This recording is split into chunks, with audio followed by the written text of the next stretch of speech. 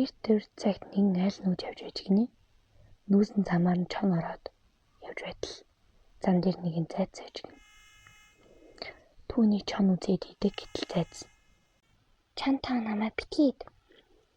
Энэ урд нэгэн байцсангүй шавар дотор тэгсэж байдаг. Түүний хөтж идвэл ядаж гидс сатуулан гэртээ арих босов" гэтэл чон тэр зайцны үгэнд хэл ёсоор итгэж тэнд бий гэсэн газарт нь очиж үзвэл үнэхээр нэг тархан байц шавар тунаад тэгсэж байдаг. Түүний очиж идэх гэтэл гүү хэлв. "Чанга та намайг ядаж идэх гэж байгаа бол шавраас минь татаж гаргаж орхиод идэв" гэжээ. Түүний хэлсэн ёсоор шавраас нь гаргаж орхиод идэх гэтэл "Та одоо намайг шавартай хэвээр нэгдэх гэж байхын оронд цэвэрлэж байгаа идэж" гэтэл бас л хэлсэн ёсоор нь шаврыг нь хэлээрээ толгож ярилгаж орхиод идэх гэтэл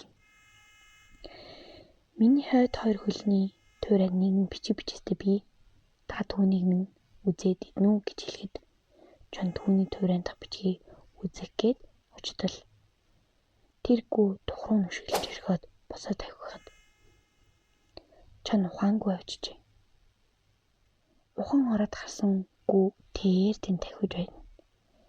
Тэгэхлээр нь босоод замаар явсан занхар толгой, зайцанд хурцсан эргүү толгой шавраас нь татаж гарах ямар эзэн нөлөө, шаврыг нь толгож ажиллах ямар ээж нь байдаг вүлээ. Туурайд нь бичиг үзэх гэдэг ямар бичиг мэддэг вүлээ.